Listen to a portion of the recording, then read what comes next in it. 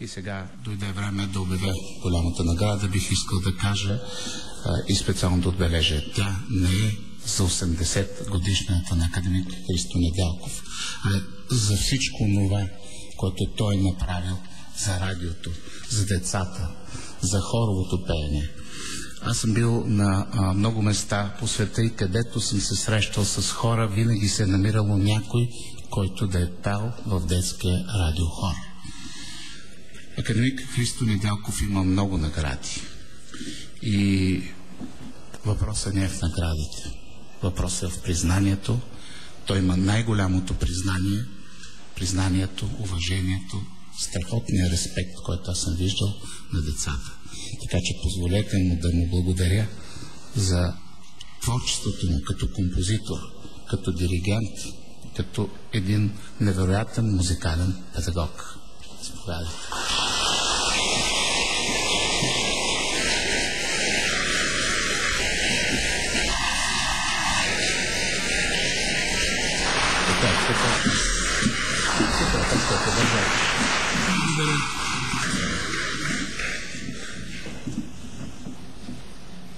Благодаря. Тази моя дейност, за която разказа толкова пространно генералният директор, се простира върху 60 години от моя живот. 55 от тези 60 години са за радиото или от името на радиото. Това всичко, което съм вършил. Аз бях един като вас, като най-низшите тук, музикален оформител в радиотеатъра, с най-ниската възможна заплата от 63 лева. Получих един много голямо признание с друг хор аматьорски, който водех на студенти от Медицинската академия. Спечелих много висока награда на първия републикански фестивал и тогавашното ръководство на радиото, единствената медия тогава, 59-та година е това, се сетиха, че могат да ме поканят за диригент. Назначиха ме диригент втора категория, разбира се. Много късно ме направиха диригент първа категория. Също много късно ме направиха главен диригент и също много късно получавам и тази награда.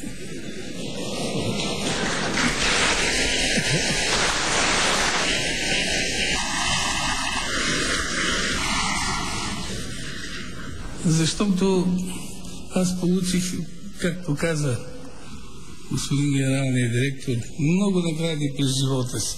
Но за тази награда съм мечтал през последните 10 години, откакто тя бе учредена. Защо? Те са 3 награди, които ще ме топлят до края на моите дни. Награда от моите съграждани, които доста на време ме обявиха за почетен гражданин на родния ми град Дряново. Втората награда е от Националната музикална академия в София, там където аз съм се учил и където съм получил тия знания, които цял живот употребявах за резултатите в моето изкуство. Оттам бях провъзгласен за доктор хонорис кауза на Националната музикална академия. И третата награда, дето съм работил през целия си живот, творчески, съзнателен, а това е Българското национално радио. Той е като мой дом. Аз съм назначен тук 57 година. Представете си.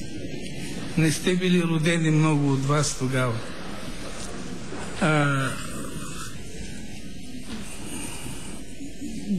Музикален оформител, аз ви казах. Тъй, че аз съм много развълнуван сега, тъй, че сърдечна благодарност на всички от управителния и от обществения съвет, които от управителните и обществените съвети през последните 10 години, които защитаваха моето име и се опитваха да връчат тази награда на мене.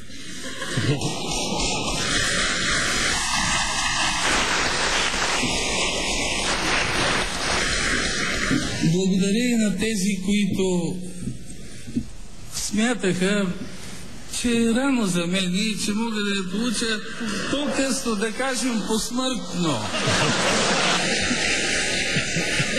Виждате как се вълнува господин генералният директор да връчва посмъртно награди. Никак не му е приятно. Така че добре, че успяха приживе да ми я връчат.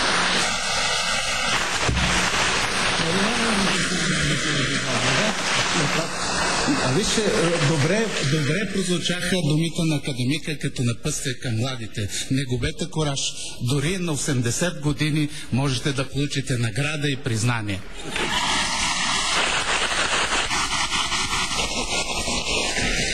Желателно е да не чакате толкова.